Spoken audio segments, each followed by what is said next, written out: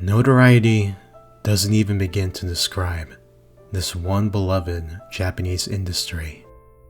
Anime is more than just an art form. Anime is more than just a genre. Anime is more than just kids' cartoons. Anime is a part of life itself. Whether if you were born more than 50 years ago, 20 years ago, or even yesterday, you, your friends, brothers, sisters, parents, even your grandparents have at least heard of the word anime.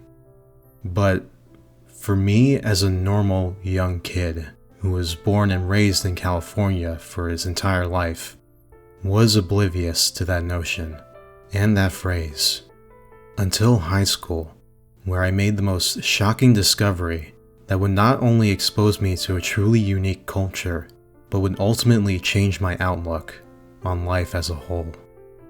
Today, I, FMbebop, will tell the story on how I came to discover anime, what my true thoughts and feelings are, and how anime made an overall tremendous impact on my life.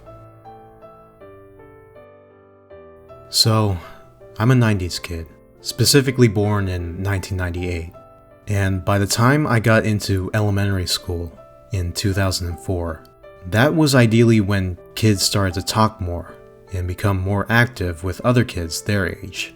We were all normies back then, you see. The easiest way to make friends back then was discussing what your interests, likes, and hobbies were. For me and my friends in particular, we loved cartoons because they looked so fun and colorful. And on top of that, cartoons were able to pull off tons of wacky visual details that you wouldn't see in live action material back in the day.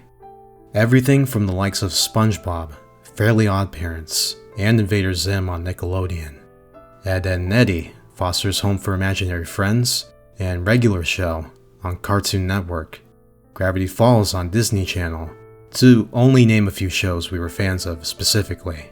We also loved video games too, but we'll save that topic for a later video. Wink wink, nudge nudge. However, there were some popular franchises that my friends were into that I never even heard of at that point. Pokemon, Dragon Ball Z, Naruto, and Yu-Gi-Oh! With those goddamn cards that always got confiscated by teachers.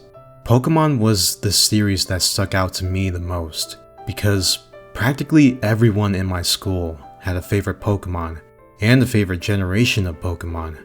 This may come as a shock to all of you, but this technically wasn't the era where I first got into Pokemon. Back then, I thought the fact that there were over a few hundred species of Pokemon, plus their types, advantages, and disadvantages, made me a bit intimidated to get into personally. Little did I know, this series that I deeply regret not getting into sooner would be the gateway into something special. Speaking of Naruto, yes, I saw more than a few people doing the Naruto run during PE. God damn it. 2006. In that period of time was when I got pulled into the wonderful world of Avatar: The Last Airbender, one of the most beloved, critically acclaimed cartoons to ever air on Nickelodeon. From what I can recall, it wasn't my friends that introduced me to this show. Rather, it was my cousins from San Diego that introduced both me and my older sister to it. And I remember how they could not stop talking about how huge fans they were of it at the time. Fantastic story, amazing characters, gorgeous visuals, dynamic soundtrack, and stunning animation.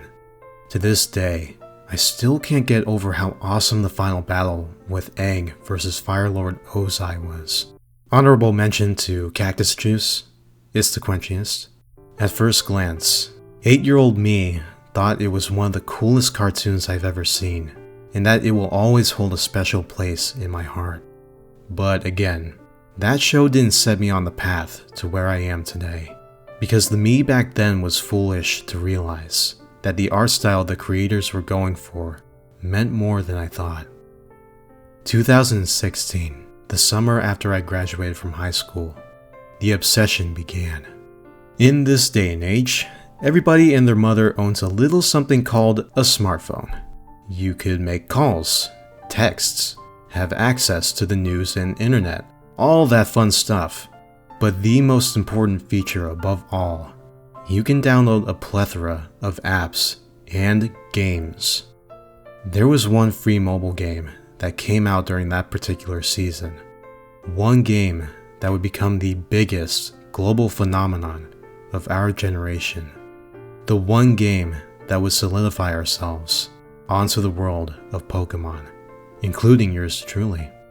Pokemon Go, an augmented reality game where you catch and battle various kinds of Pokemon from different regions across the whole world we live in. The amount of time that I and millions of other people have put into this game is absolutely ridiculous. It felt rewarding at the same time. Honestly, I still go back and play periodically because of all the new updates and features it has to offer. Picking up Pokemon Go for the very first time at an LA airport over a few years ago ultimately led me wanting to learn more about the franchise. Finally, later that same year, around November I want to say, I discovered that Netflix had some of the Indigo League episodes on their platform. My curiosity then was at its peak. Started watching the anime from the first season, and the rest, as they say, is history. It took nearly 2 decades for me to even notice it, but the Japanese form of animation and entertainment known as anime had finally entered into my life at long last. Ever since the beginning of my binge spree of the Pokemon animated series in 2016, to now attending big conventions like Anime Expo and Anime Impulse, and to seeing anime movies in theaters such as Promare and Weathering with You, anime as a whole pretty much just went up to me one day and was all like, "Senpai notice me?" And I'm like, okay. Keikaku Dori! Keikaku means plan. Alright, well, despite my wallet getting kamehameha'd by this growing industry every day until the day I die, this now begs a very interesting yet simple question that answers itself. Why do I like anime so much?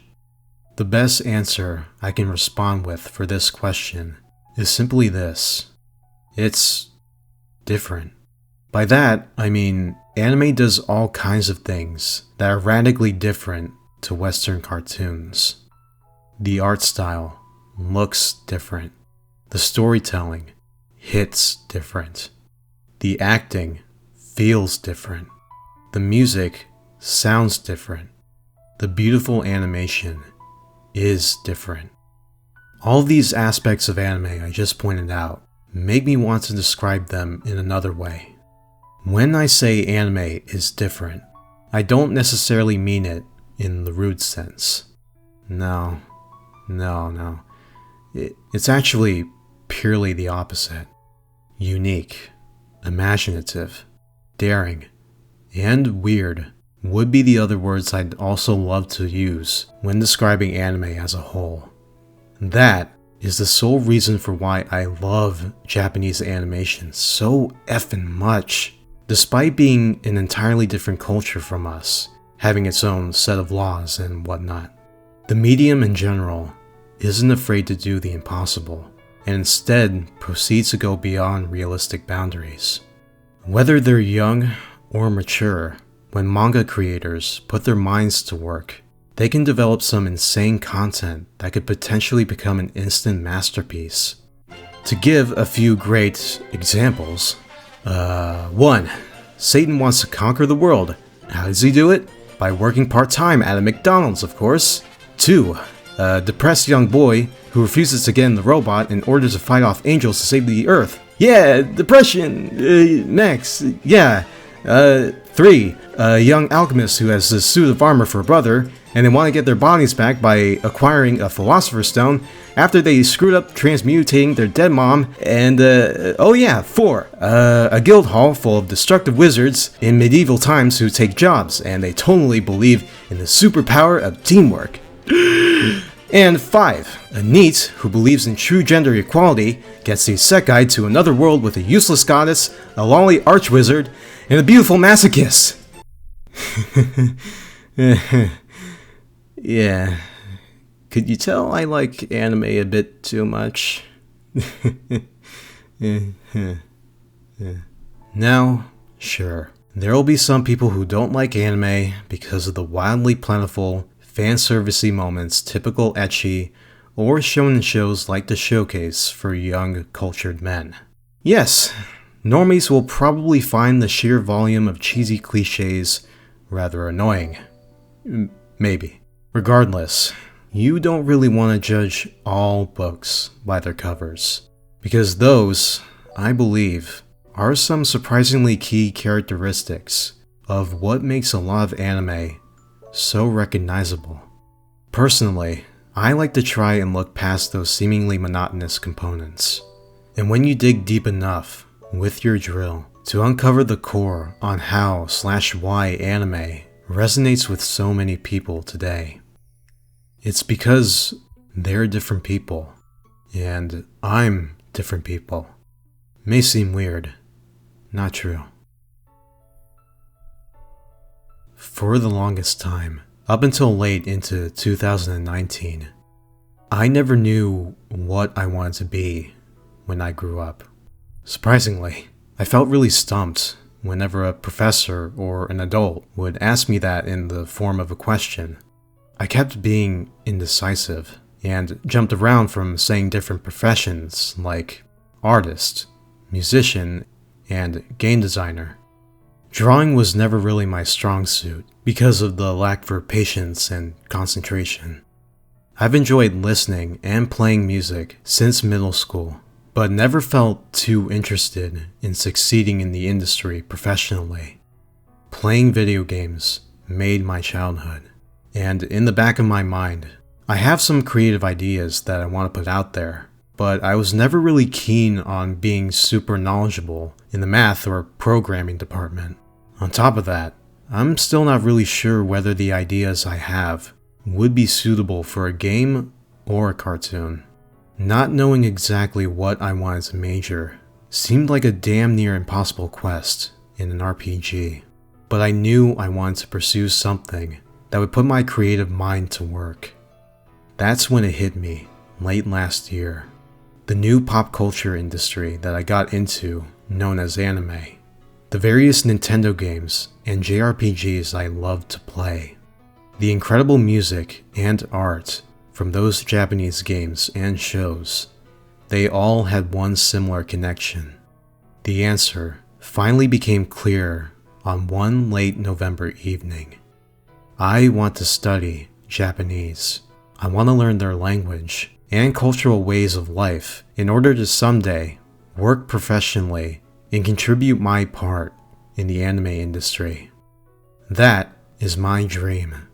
And I don't know about you, but I intend to keep it.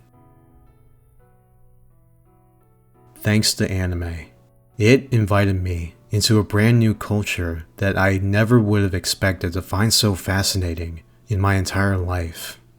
Thanks to anime, it taught me to love waifus. That being different is okay, and you shouldn't be afraid to express yourself to others on the outside. Thanks to anime, it guided me out of a depressingly confusing period of time and down a path towards my future dream job. Most of all, thanks to anime, I smile more.